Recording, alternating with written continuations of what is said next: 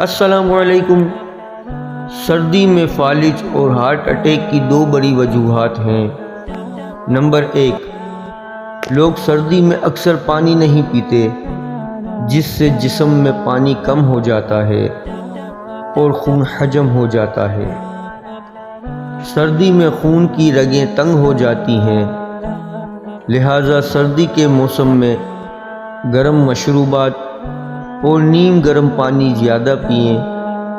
اپنے جسم کو گرم کپڑے، پاجامے، جرابیں، ٹوپی، دستانے، چادر اور کوٹ وغیرہ پہن کر گرم رکھیں۔ بوڑھے افراد اور بچوں کا خصوصی خیال رکھیں۔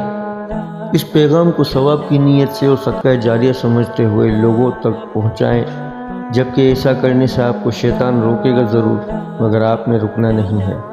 اور ہمارے چینل پر اگر نئے ہیں تو سبسکرائب کا بٹن دبا دیں۔ شکریہ۔